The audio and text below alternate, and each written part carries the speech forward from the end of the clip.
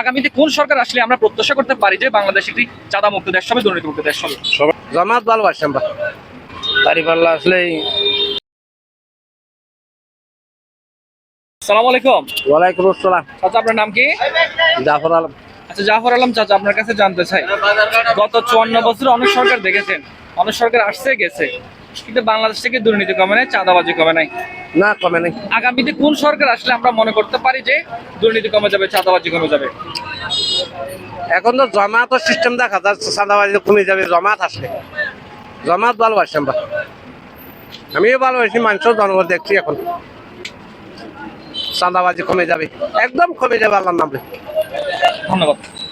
চাচার সাথে একটু কথা বলি। সালাম আলাইকুম। ওয়ালাইকুম সালাম। কেমন আছেন চাচা? আচ্ছা, আপনার কাছে জানতে চাই, গত 54 বছর অনেক সরকার আসছে গেছে, কিন্তু বাংলাদেশ চাঁদা মুক্ত হয় নাই, দুর্নীতি মুক্ত হয় নাই। আগামীতে কোন সরকার আসলে আমরা প্রত্যাশা করতে পারি যে বাংলাদেশ একটি চাঁদা মুক্ত দেশ হবে, দুর্নীতি মুক্ত দেশ হবে? সবাই তো একবার একবার খেয়ে গেছে, যারা খায় না তাদেরকে দিয়ে দেখি। জামাত খায় না, জামাতকে দিয়ে দেখি। ধন্যবাদ। আপনার সাথে একটু কথা বলি। আচ্ছা আচ্ছা, আগামীতে কোন সরকার আসলে মনে করেন যে বাংলাদেশ দুর্নীতি মুক্ত হবে? দাঁড়িপাল্লা আসলে দুর্নীতি মুক্ত হবে ইনশাল্লাহ, আল্লাহ রহমতে। এখন উকিয়া কোটবাজার দিকে গেলে রাস্তার মধ্যে রানিং অবস্থায় একজন যদি লোক দাঁড়াই সিঙ্গেল দেয়, ওনাকে উঠাইতে গেলে ওখানে আমাদের থেকে চাঁদা দেয়, 20 টাকা দিতে হবে, না হলে যাত্রী নামাই দাও।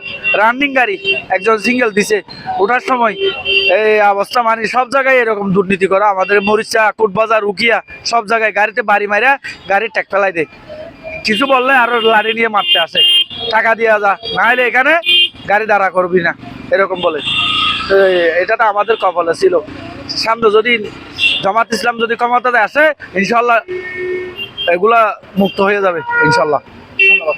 ভাইয়ের সাথে একটু কথা বলি। আচ্ছা, ভাইয়ের নাম কি? মোহাম্মদ সামিউল ইসলাম। আচ্ছা, আপনার কাছে জানতে চাই, আগামীতে কোন ধরনের সরকার আসলে আমরা মনে করতে পারি যে আমরা একটি চাঁদা মুক্ত দেশ পাবো, দুর্নীতি মুক্ত দেশ পাবো? দাঁড়িপাল্লা আসলেই চাঁদা মুক্ত দেশ পাওয়ার আশা ভরসা আছে। আসসালামু আলাইকুম। ওয়ালাইকুম আসসালাম। হ্যাঁ, ভাইয়ের নাম কি? তৌহিদ।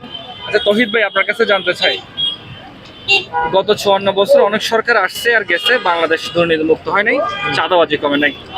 আপনার কাছে জানতে চাই, আপনার অভিজ্ঞতা থেকে বলবেন, আগামীতে কি কি ধরনের সরকার আসলে আমরা মনে করতে পারি যে দুর্নীতি মুক্ত দেশ পাবো? আমার মনে হয় সত্যিকারের ইসলামিক দল যদি ক্ষমতা আসে, সত্যিকারের ইসলামিক, আমার উত্তরের ভিতরে একটা কিন্তু আছে, সত্যিকারের ইসলামিক দল ক্ষমতা আসলে হয়তো দুর্নীতি কমতে পারে। যেমন নির্দিষ্ট কোনো? না, নির্দিষ্ট না। ধন্যবাদ। ভাইয়ের সাথে কথা বলা যাবে? ভাইয়ের সাথে একটু কথা বলি, যে সাংবাদিক আর মানুষের সাথে কথা বলি। হ্যাঁ, বসেন, আমি বসে কথা বলি। ঠিক আছে, বলবো। কথা বলা যাবে একটু?